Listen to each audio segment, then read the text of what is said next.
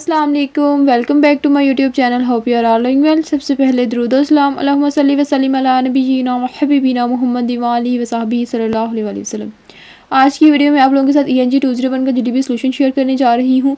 मैं आप लोगों को एक दफ़ा इसका जो है वो क्वेश्चन भी समझा दूँगी और इसका जो है वो सोल्यूशन भी एक दफ़ा रीड आउट करवा दूँगी, ठीक है। उसके बाद आप लोगों ने इसको कॉपी पेस्ट बिल्कुल नहीं करना, जस्ट इसे आइडिया लेना है और अपना सोल्यूशन राइट करना है। बहुत ईजी है, बहुत मतलब जस्ट एक दफ़ा समझने की देर है, उसके बाद ये सोल्यूशन आप लोगों के लिए बहुत आसान बन जाएगा, ठीक हो गया। तो चलिए हम अपने क्वेश्चन की तरफ चलते हैं। क्वेश्चन है आप लोगों का कि हंस Hoffmann once said the ability to simplify means to eliminate unnecessary so rather necessary may speak।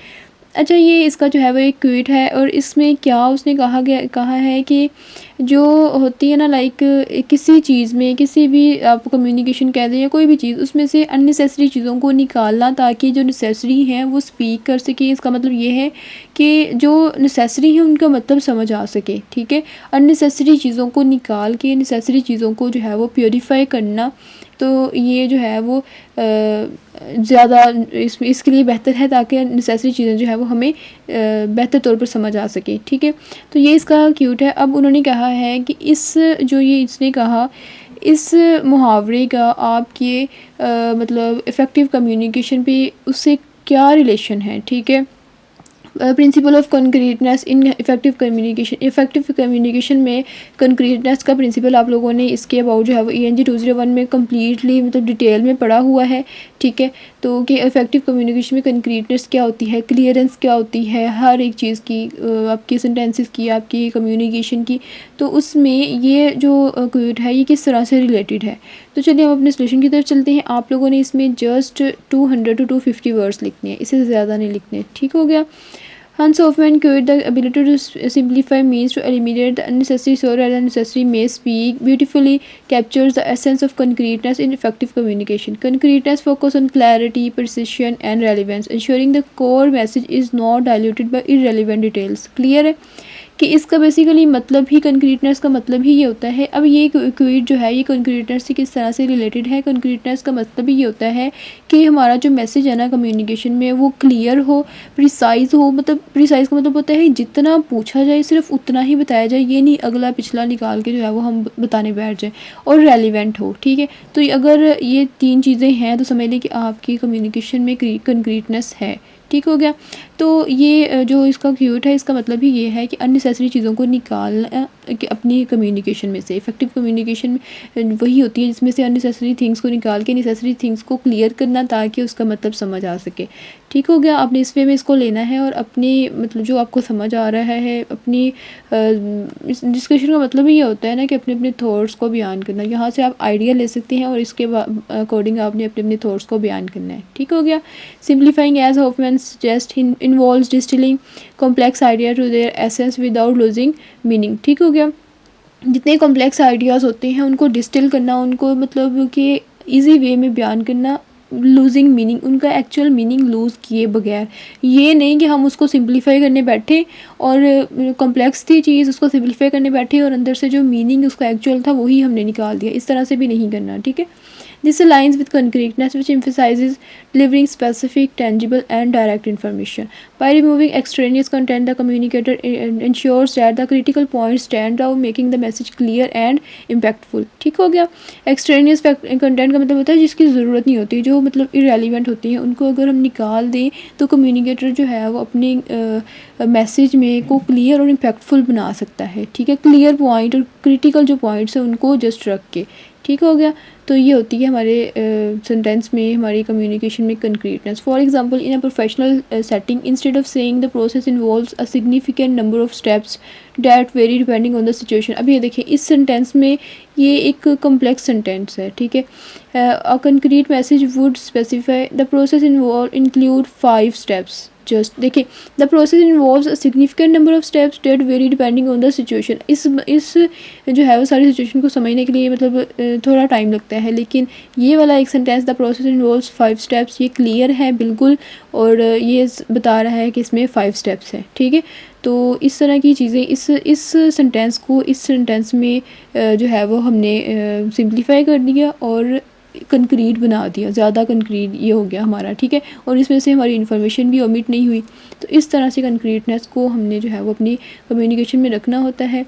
और इसके बाद concreteness also strengthen the connection between the speaker और the writer and the audience. ठीक हो गया, जितनी क्लियर आपका मैसेज होगा उतना ही अच्छा आपका कनेक्शन होगा। मतलब स्पीकर का अगर क्लियर मैसेज होगा तो ऑब्वियसली स्पीकर और राइटर या ऑडियंस जो भी जिसको भी हम मैसेज डिलीवर कर रहे हैं उसके साथ हमारा रिलेशन जो है वो बेहतर होगा। ठीक हो गया। When communication is clear and specific it reduces the risk of miss interpretation and build trust. वही चीज़ आ गई कि जब आपकी कम्युनिकेशन क्लियर होती है, स्पेसिफिक होती है, तो आपकी जो आपका मैसेज होता है ना वो दूसरे लोगों तक बिल्कुल क्लियर पहुंचता है। ठीक है, ये नहीं कि उसमें ऑब्वियसली ऑडियंस की या रीडर के एंड पे थोड़ी बहुत मिस इंटरप्रिटेशन तो हो ही जाती है, लेकिन अगर हमारा अपना थॉट, अपने जो वर्ड्स होते हैं वही बहुत टू कॉम्प्लेक्स हो जाए तो वो ज़्यादा उसके चांसेस ज़्यादा हो जाते हैं और फिर ट्रस्ट भी नहीं होता उस तरह के जो स्पीकर होता है या उस तरह का जो राइटर होता है, ठीक है, जो कॉम्प्लेक्स आइडियाज़ को रखता है।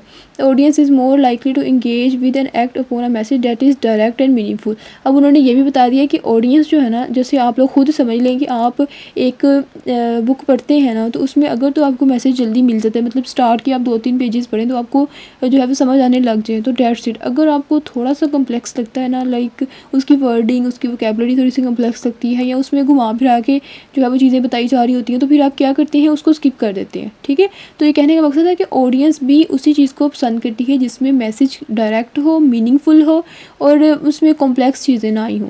ठीक हो गया। Hoffman principle reminds us that the power of communication lies in its ability to convey necessary truths effectively.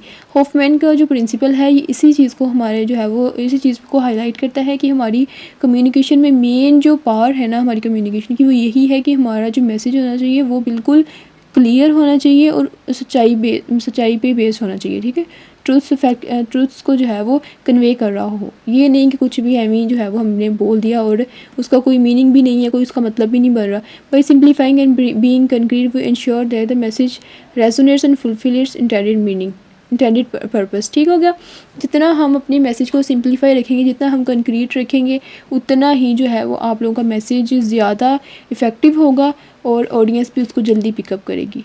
ठीक है, तो बेसिकली हॉफमैन का जो प्रिंसिपल है वो इसी मेन चीज़ पे लाई करता है कि हम अपनी कम्युनिकेशन को जितना सिंपल रखना चाहें, जितना सिंपल कर सकते हैं उतना करें, ताकि हमारा जो अननेसेसरी चीज़ों को निकालें, ताकि जो नेसेसरी चीज़ें हैं ना वो दूसरों तक पहुंच सके। ठीक है, अननेसेसरी चीज़ों की वजह से दूसरे जो है वो मिस इंटरप्रेट ना करें नेसेसरी चीज़ों को।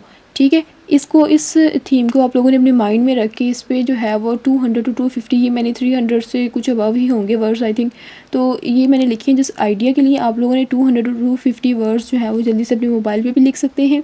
इससे जस्ट आप लोगों ने जो है वो आइडिया लेना है। मैं एक दफ़ा फिर स्क्रॉल डाउन कर देती हूँ, इससे स्क्रीनशॉट लें, आइडिया लें इससे। ठीक है, उसके बाद अपनी वर्डिंग में या इसको आप लोगों ने same to same copy paste नहीं करना, क्योंकि ये सोल्यूशन सारे स्टूडेंट्स के पास जाता है और फिर सारे स्टूडेंट्स की यही कोशिश होती है कि इसी को ही पैराफ्रेज कर लें। तो अगर आप इससे आइडिया लेके, जैसे ये एग्जांपल है, एग्जांपल में आप कोई और कॉम्प्लेक्स सेंटेंस जो है वो एक दफ़ा एग्जांपल दें, फिर एक जो है वो सिंपल सेंटेंस की एग्जांपल दें, मतलब जिसमें वही उसी इन्फॉर्मेशन को बिल्कुल कंक्रीट करके जो है वो सिंपल करके बताया गया है, तो वो उसकी एग्जांपल आप और भी दे सकते हैं। ठीक है, तो इस तरह से जो है वो इसको लिखें ताकि आप लोगों की इस तरह की जो ENG 201 हो गया, ENG 101, इनकी GDB में आप लोगों के फुल बाय फुल मार्क्स भी आ जाते हैं। ठीक है, तो इसलिए इसको जो है वो आप लोगों ने ध्यान से करना है, बिल्कुल कॉपी पेस्ट नहीं करना। आई होप कि आप लोगों को समझ आ गई होगी कि आप लोगों ने जो है ये GDB किस तरह से सॉल्व करना है। वीडियो पसंद आई है तो वीडियो को लाइक करें, शेयर करें और मेरे चैनल को सब्सक्राइब करें। मिलते हैं नेक्स्ट वीडियो में, तब तक के लिए अपना ख्याल रखिएगा। अल्लाह हाफिज़।